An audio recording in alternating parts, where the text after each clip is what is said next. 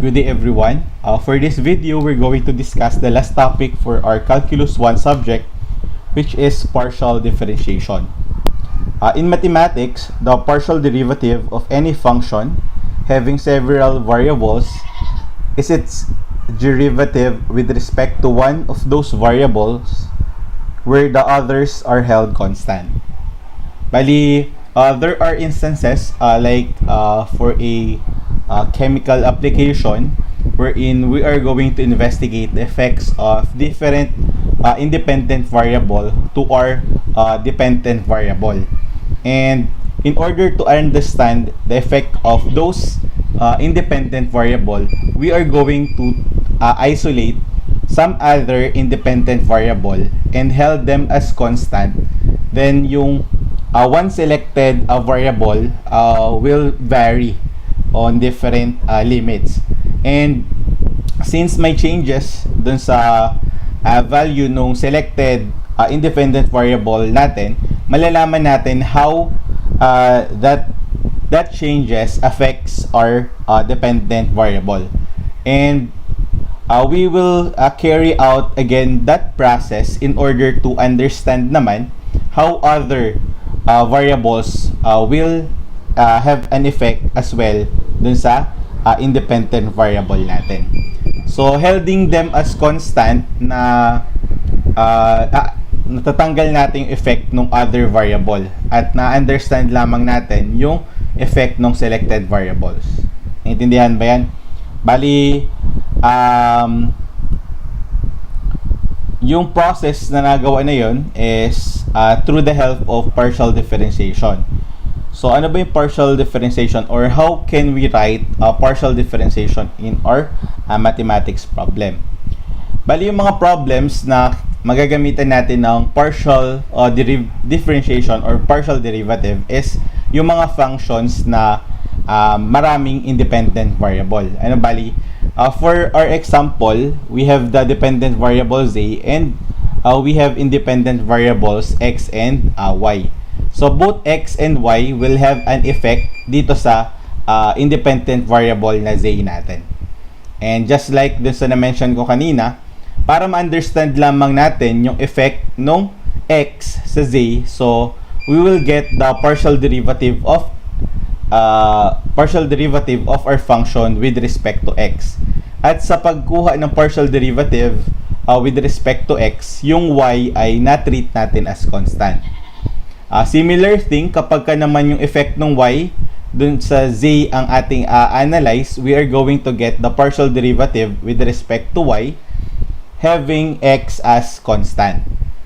So, kung constant yung x, kung wala nakamultiply na y doon, magiging 0 yung x natin.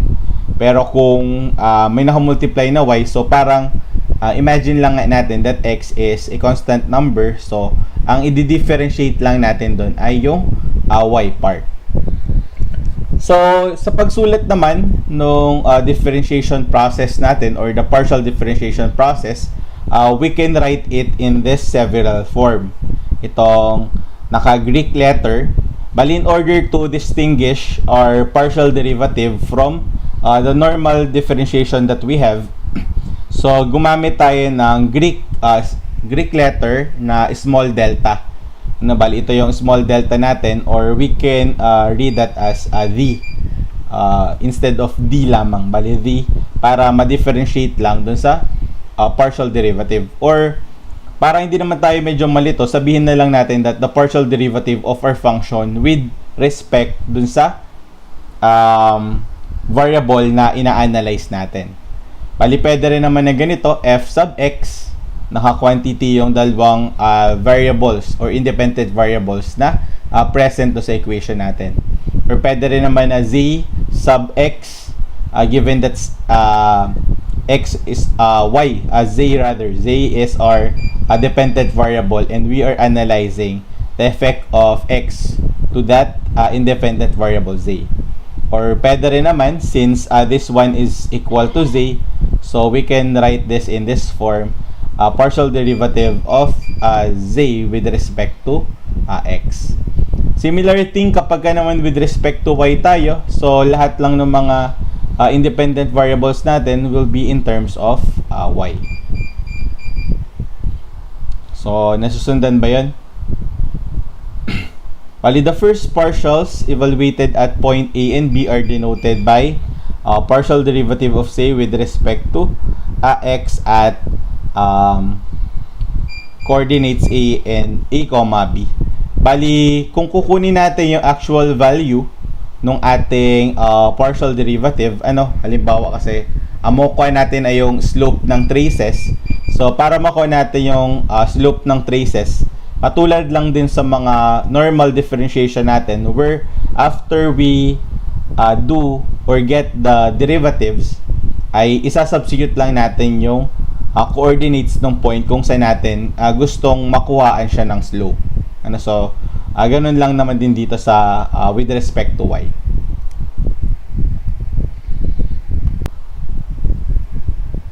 Okay.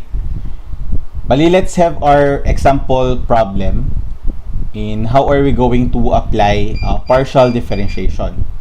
For the given function, 3x minus x squared y squared plus 2x raised to 3 times y, find the partial derivative with respect to x and the partial derivative with respect to y. Bali, take a look dun sa ating given function. Kung mapapansin natin, parang implicit lang siya, wherein yung function natin merong x and merong y dun sa same side. But take note that this one is not equal to y or x, and but this is equal to z. So we have a third variable which is z, and that variable is an a dependent variable. And we're going to analyze the effects of x and y dun sa dependent variable natin na z. And to analyze that, kailangan natin makuha yung partial derivative with respect to x and as well the partial derivative with respect to y. In order to find the partial derivative with respect to x, so this is partial derivative with respect to x, consider y to be constant. So imagine daw natin that, or take natin y as constant at i-differentiate lang natin lahat siya with respect to x. So paano ba yan? So this is our function. Kinulayan natin yung lahat ng y ng yellow para ma-remind tayo that yung mga y should be a constant. So, getting the derivative of that, yan, lumabas na. Kasi, balik lang muna tayo. Kung hindi natin to imagine as constant, at ang gagawin natin ay parang ga-apply tayo ng implicit differentiation, so this will give us a product rule. Magkaka-product rule? But take note, hindi to implicit. Implicit. Hindi siya implicit. So, mas madali to kaysa sa implicit dahil yung variable na hindi naman natin hindi doon tayo nagkuha ng derivative is nagawa lang natin na constant. So what is the partial derivative nito? So the partial derivative of our function would be 3. Bakit 3? Kasi kunan lang natin ng derivative yung x, and the derivative of x is 1 times 3 by constant multiple rule. Kaya may 3 tayo dito. Yung minus naman, copy lang natin. As well as itong y squared. Copy lang agad yan. But, get the derivative of x squared. So, the derivative of x squared is 2. Therefore, we have this portion for the second term. And for the last term, si 2 is constant, then yung y is constant as well. Get the derivative of x cubed, that is 3x squared multiplied by 2, kaya meron tayong 6 dito. Nasusundan ba yun? So, all we need to do is to held y constant if we are getting the partial derivative of our function with respect to x. Then differentiate with respect to x. So, kung ang kukunin naman natin ay partial derivative with respect to y, ano naman kaya yung gagawin natin? So, kung kukuha tayo, lumabas agad, kung kukuha tayo ng partial derivative with respect to y, so kabaliktaran lang. Kabaliktaran lang yung gagawin natin. Yung x naman ay gagawin natin constant, then i-differentiate naman natin lahat with respect to y. So, kulayan natin ng yellow lahat ng may x. After nyan, lahat ng mga x ay sasabihin na natin as constant. So, looking at this term, 3 is constant, then yung x daw ay constant na rin.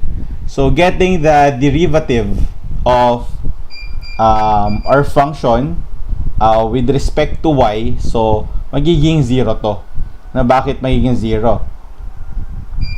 So, ito ay 3 yan. Kaso dito, di ba may y sub 0 dyan? But y sub 0 is 0. So, this term will be cancelled out.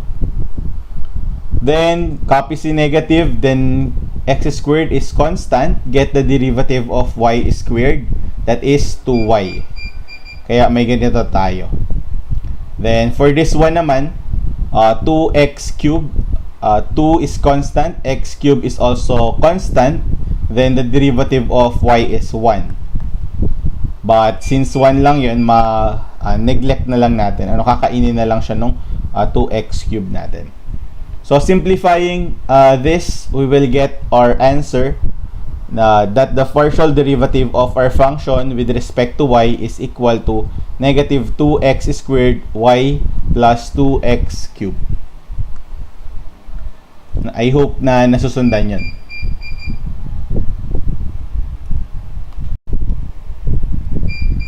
Okay, let's repeat the process dito sa next sample problem natin where we have the given function ln x times sine x squared y, and we are going to find again what is our partial derivative with respect to x and partial derivative with respect to y. So in finding partial derivative with respect to x, take note that we are going to hold y constant and differentiate with respect to x. So, let's have this y as a constant. So, how are we going to deal with this problem? So, in order to find or get the derivative of this, take note we have two functions. This is ln of x, and we have sine x squared y, where y is a constant. So by looking at this, we will have a product rule, right? So we have product of ln x and sine x squared kasi. So getting the partial derivative of this function with respect to x, we will have f of x ng our function. So, starting with this one, copy lang muna natin si ln of x. Then, get the derivative of sine x squared times y, with respect to x. So, paano natin kukunin yung derivative niyan? So, since yung y is constant na lang naman, so, solve lang natin siya na parang normal na derivative. So, apply tayo dito ng chain rule with trigonometric function. So, what is the derivative of sine? So, the derivative of sine is simply cosine. Then, copy what is inside sine, that is x squared, then y. Then, after that, yung nasa loob na to, by chain rule, we must differentiate that again. Pero, hindi to require ng product rule. Kasi yung y ay, take note, y is constant. Since y is constant, copy na lang natin si y. Then, get the derivative of x squared. What is the derivative of x squared? That is simply 2x. So, tapos na tayo sa first part nung product rule. Plus, What's the next part of our product rule? Copy na lang natin si sine x squared y. Then get the derivative of ln x with respect to x. What is the derivative of ln x with respect to x? That is simply 1 over x. So, tapos na. So, gagawin na lang natin to simplify this. This will be ln x cosine x squared y times 2xy plus sine x squared y over x. Pwede nyong i-rearrange yan, pero this could be an answer na. Paano siya i-rearrange? Pwede 2xy ln x cosine x squared y plus sine x squared y over x.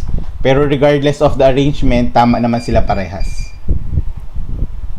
Okay, bali this time tapos by this time ay natapos na natin yung partial derivative with respect to x. Partial derivative with respect to y naman yung kukunin natin. So same function, pero this time alin ang constant? Ang constant natin is yung mga x's. Constant din si x squared. So since constant sila, so we will get the partial derivative with respect to y. So that's f sub y. So product rule pa rin tayo, no? Apply tayo ng product rule.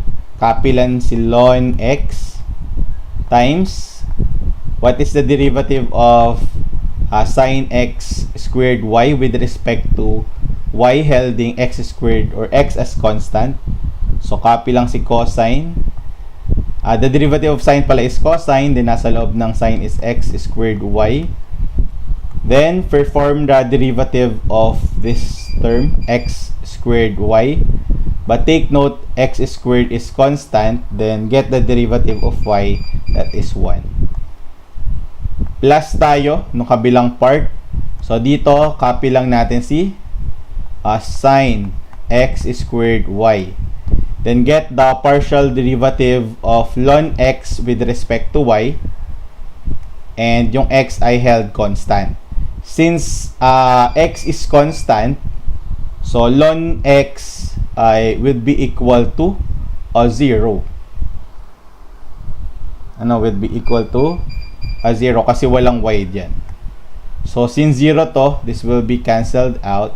So we will be left with ln x times cosine x squared y times x squared, or that could be rewritten as x squared ln x cosine x squared y, and that will be the partial derivative of our function with respect to y. Dito ba't naging 0? Baka maging question nyo bakit naging 0, kasi ln x or ln of a constant with respect to, or getting the derivative of that with respect to y would be 0. Kasi the derivative of a constant is 0. So that will be all for this sample problem. We will have another sample problem just a little bit later.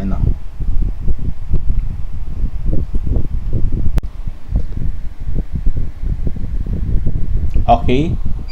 For this next problem, we have our function in terms of x and y, which is x times e raised to x squared times y. And we're going to find the partial derivative of this function with respect to x and with respect to y. Then after that, we're going to evaluate h at point 1, ln of 2. Bali, after evaluating those two partial derivatives with respect or in terms of our given coordinates, what we're getting is the slope of our function in two directions, that is in x direction and in y direction. So let's start finding for our partial derivative with respect to x. So for our function, f of x and y equals x e raised to x squared y, and we're getting to get the partial derivative with respect to x. First, we're going to have y as a constant. So, kung constant yan, x lang yung a-differentiate natin. To get the derivative of this, we will apply product rule, right? Kasi meron tayong x and e raised to x squared times y. So, copying x, then get the partial derivative of e raised to x squared y, then plus tayo, copy si e x squared times y times the partial derivative, partial derivative of x with respect to x. So, copy lang si x. Then what is the partial derivative of e raised to x squared y? Yung y ay constant yan, And since this is an exponential, copy lang muna natin si e raised to x squared y, then get the derivative of the exponent. Since y is constant, copy lang natin yan. Then what is the derivative of x squared? That will be 2x. So tapos na tayo sa first part. Plus tayo, copy si e raised to x squared y. What's the partial derivative of x with respect to x? That is simply 1. So we will have rewrite na lang natin, or ito, x e raised to x squared y times 2xy plus e x squared y. Kaso pwede palang pagsamahin yung dalawang x na yan, So pwedeng 2x squared y e x squared y plus e x squared y. Or pwede rin namang gawin natin ay ilabas si e x squared y. So times tayo ng 2x squared y plus 1. This could be an answer, pero pwede na tayo mag-stop dito. So tapos na tayo sa partial derivative with respect to x. Tapos na dyan. So dito tayo sa partial derivative with respect to y naman. So the partial derivative with respect to y. So yung mga x naman ang agawin nating constant. So gagawin nating constant yung x's.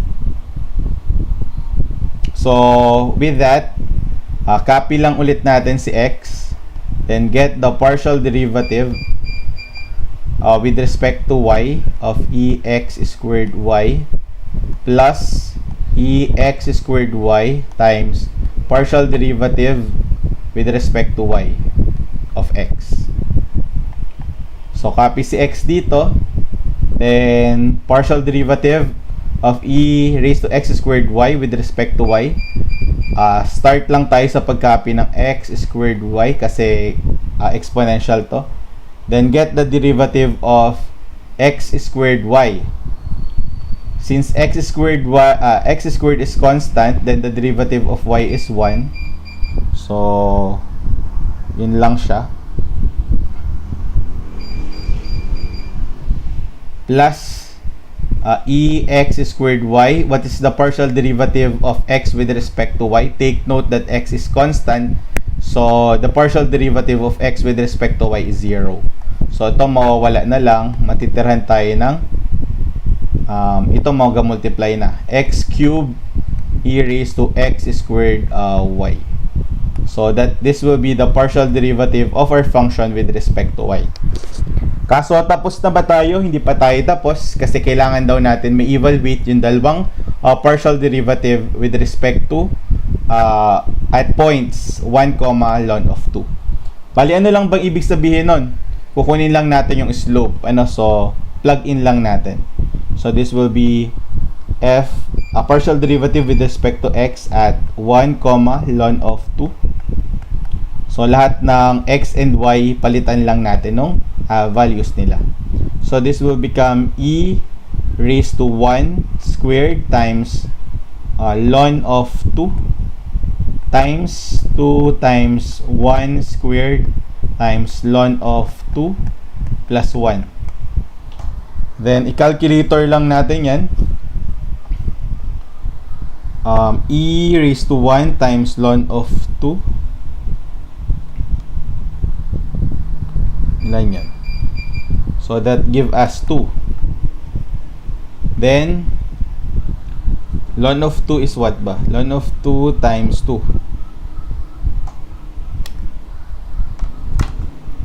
Or lagay na lang natin ng ln of 2 yan. 2 ln of 2. Para di tayo mag-decimal. Plus 1. Then, multiply lang natin. Pwede siya maging 4 ln of 2 plus 1. Kung gusto naman natin ng decimal answer, pwede naman. So, 4 ln 2 plus 1 will give us 3.7726. And that is the slope of our function in x direction. In x direction nung graph na to. How about dito sa slope ng function natin in y direction? That will be partial derivative with respect to y at 1 ln of 2. So that will give us 1 cube times e raised to 1 squared ln of 2. 1 cube is 1, then e raised to this is 1 as well, then cancel si e at ln, so this will be 2.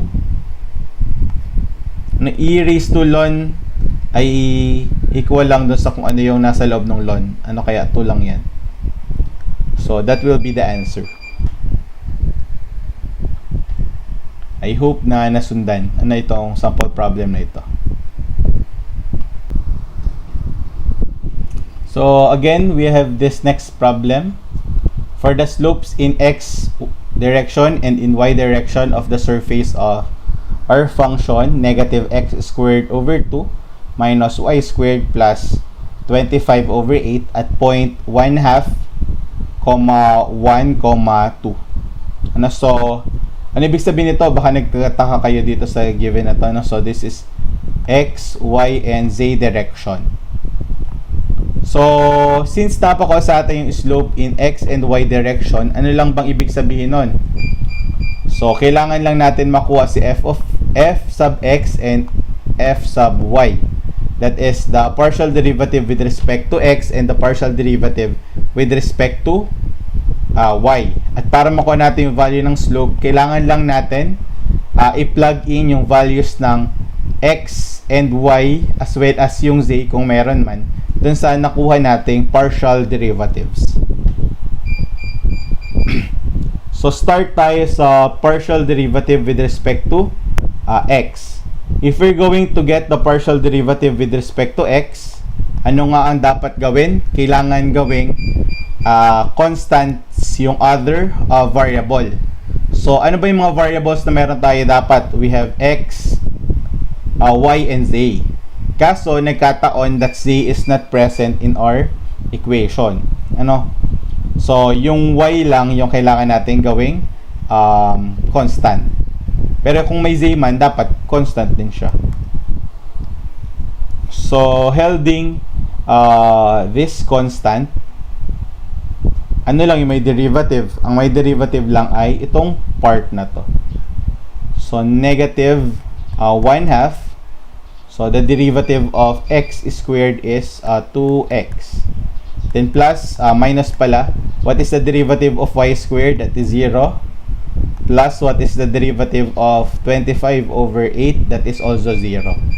So, f of partial derivative with respect to x is simply equal to negative x. Kasi 2 will cancel out.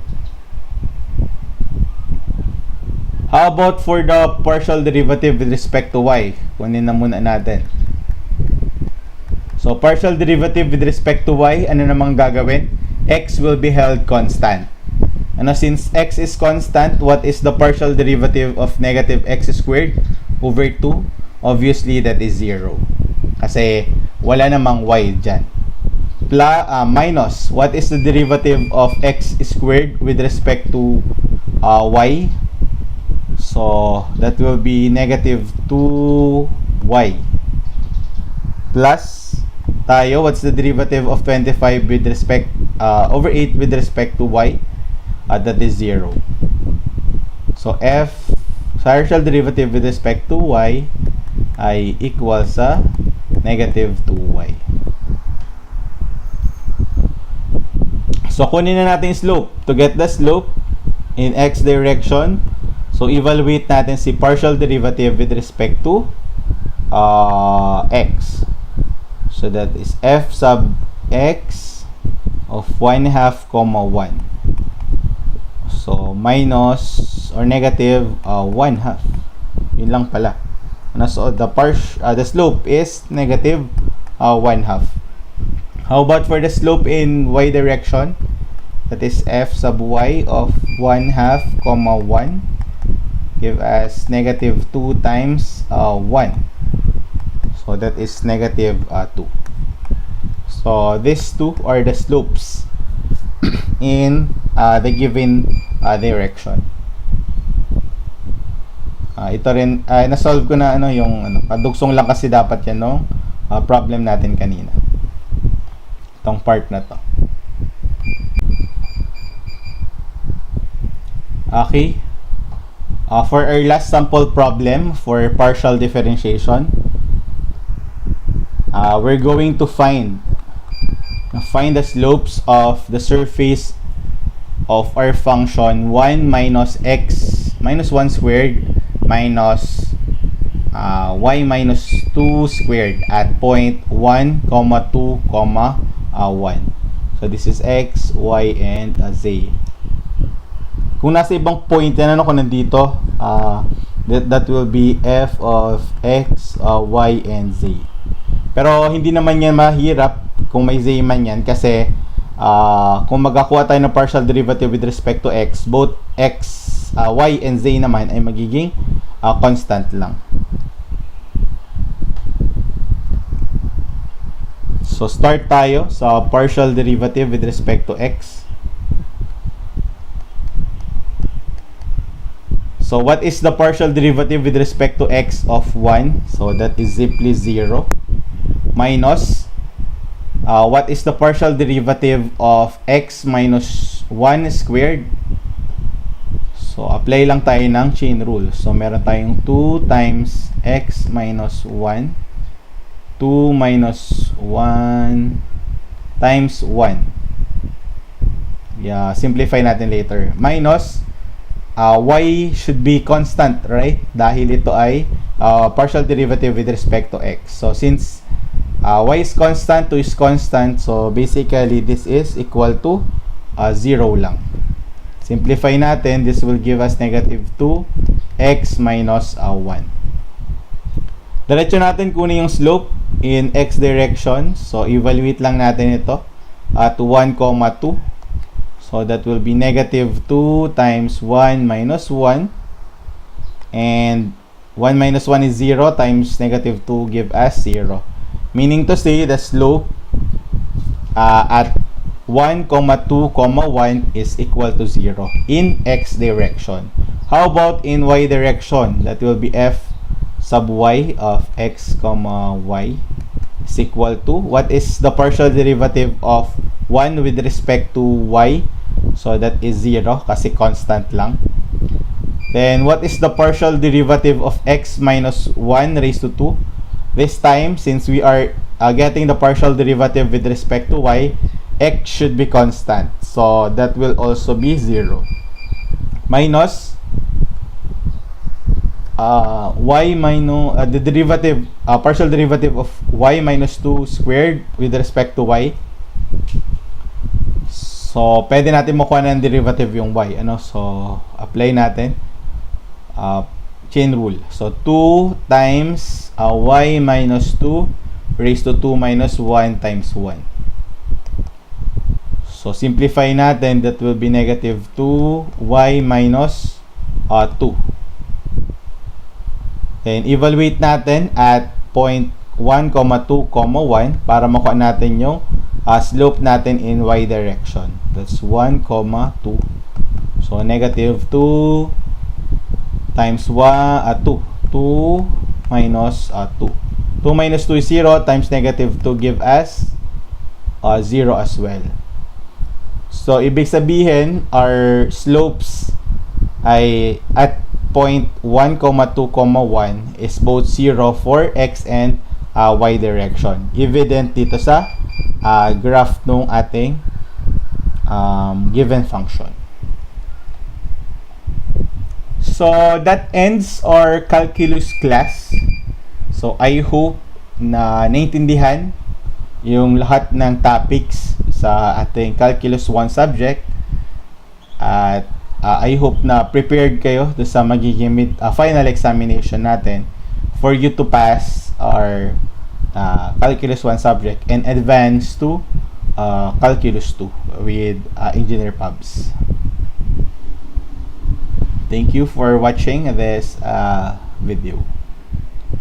Bye-bye.